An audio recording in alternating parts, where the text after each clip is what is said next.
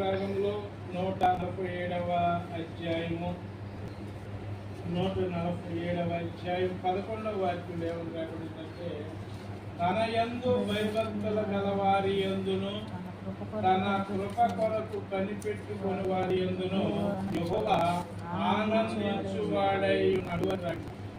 ఎందుకంటే మరి మానవులైన మనము ఆయన యందు భయభక్తులు కలిగి దేవుడు ఉన్నాడు, దేవుడు మనకు సహాయం చేస్తున్నాడు, దేవుని వల్లే మనం ఈ భాగ్యాన్ని అనుభవిస్తున్నామని మనస్సుతో ఎవరైనా ఉన్నారు. ఎందుకంటే పరిశుద్ధ గ్రంథంలో ద్వితీయోపదేశ కాండము 5వ అధ్యాయము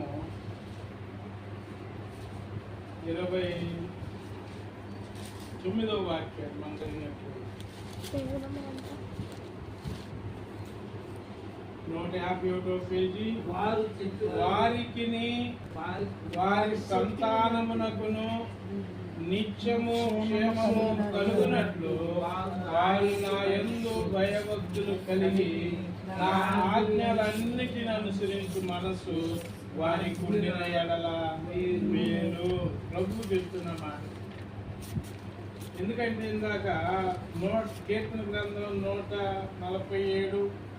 147:11 ఏమని ఉందంటే, తన యందు భయభక్తులు గల వారి యందును తన కృప కొరకు ఎవరైతే పెట్టుకున్నారో వారిని చూసంట, అంటే ఆయన కృప కొరకు అంటే ఆయన సహాయం కొరకు ఎవరైతే ఎదురు చూస్తూ ఉంటారు.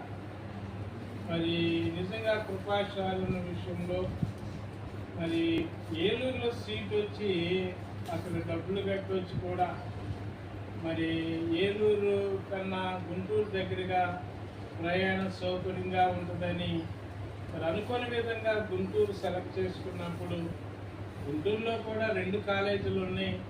మరి ఒక కాలేజీ అయితే బెస్ట్, మరి ఇంకోటి అయితే కొంచెం మళ్ళీ అది అనుకూలంగా లేదన్నప్పుడు చాలా బాధపడ్డాను కూడా. నిజంగా ఇక ఆ రోజు టీచర్ గారు నాకు మాట్లాడినప్పుడు ఫైనల్గా టీచర్ గారు నోటిన మాట నాకేంటంటే, విషయంలో దేవుడు ఏదన్నా అద్భుతం చేయాలి, ఇక మిగిలింది ఏమి లేదు, తల్లిదండ్రులు మేమేమి చేయలేకపోతున్నాం. ఎందుకంటే మనము భూమి మీద ఉన్న దేవుడు పరలోకంలో. ఎందుకంటే పిల్లరా, ఒక దేవుని సేవకులతో మరి భక్తులైన వారు, ఆయన ఎందుకు భయభక్తులు గల వారు సంభాషణ చేస్తే మాట్లాడినట్టు. ఎందుకంటే